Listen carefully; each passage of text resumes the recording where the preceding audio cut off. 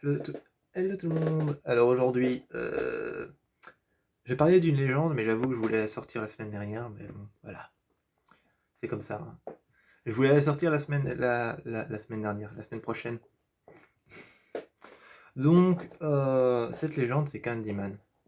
Candyman, c'est une légende qui a traversé le monde entier, et on en a même fait, encore une fois, on en a fait des films.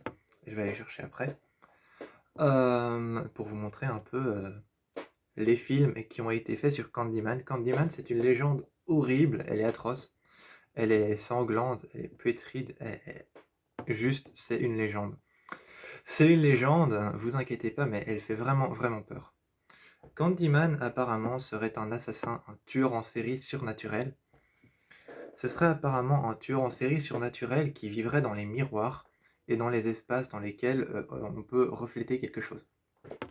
Donc un miroir ou un reflet. Euh, donc Candyman serait un tueur en série surnaturel qui vivrait dans les miroirs, et il faudrait se placer devant un miroir et dire Candyman 5 fois pour qu'il apparaisse. Seulement Candyman, sa légende, ce n'est pas que ça, ce n'est pas se mettre devant un miroir et dire Candyman 5 fois, évidemment. Il y a beaucoup plus derrière. La légende de Candyman commence très tard. J'allais dire très tôt. La légende de Candyman commence très tôt dans les années 1900. Une jeune femme donc perd son enfant et se retrouve seule, perdue. Elle essaye de faire un pacte devant son miroir avec le diable et invoque une sorte d'homme avec un crochet qui viendrait récupérer son enfant. Et seulement elle a fait le pacte pour que l'homme vienne récupérer son enfant, pas pour qu'il vienne lui rapporter.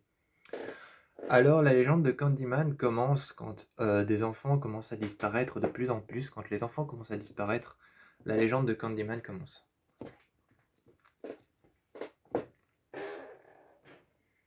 Après la disparition du nouveau-né, il y a la disparition de plusieurs enfants qui s'enchaînent.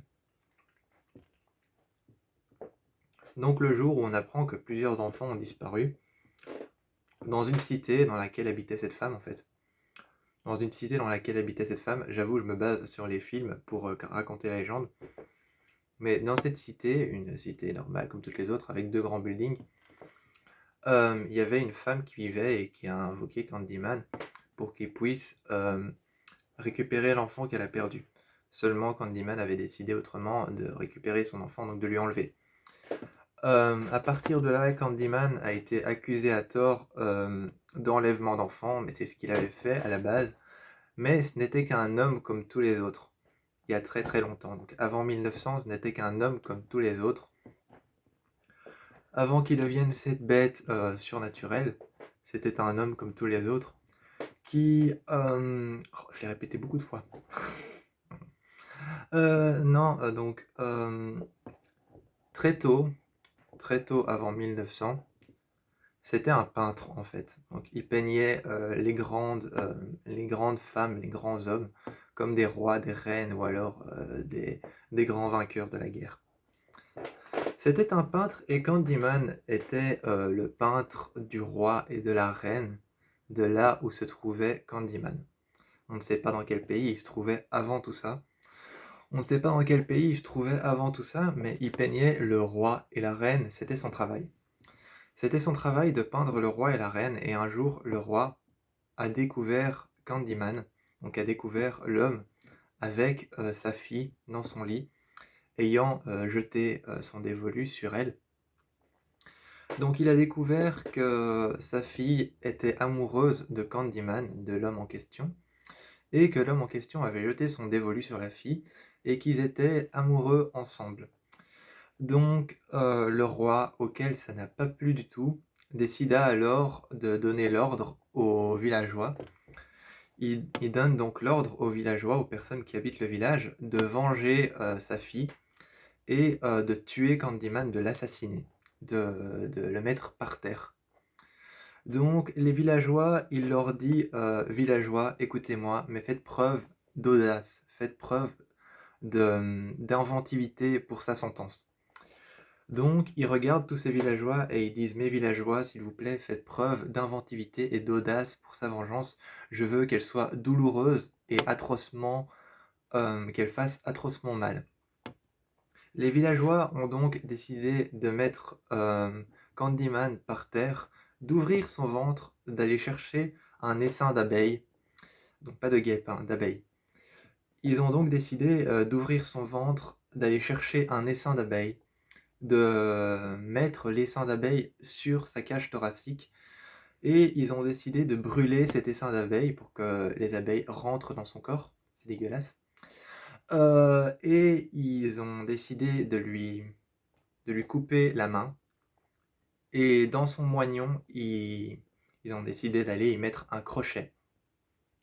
Depuis, Candyman se balade avec un crochet à la main qui a été coupée et il tue les gens avec son crochet.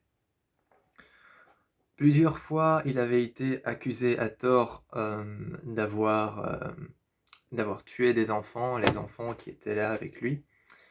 Les enfants qui étaient là avec lui dans cette cité, il avait été accusé à tort... Putain de jambe. Excusez-moi. Donc, il avait été accusé à tort que... Excusez-moi, ma jambe fait des conneries. Ma jambe fait des conneries, bref. Je vous raconterai ça dans une autre vidéo. Bref. Donc, accusé à tort d'avoir enlevé des enfants, ils lui ont mis un essaim d'abeilles, hein, je récapitule.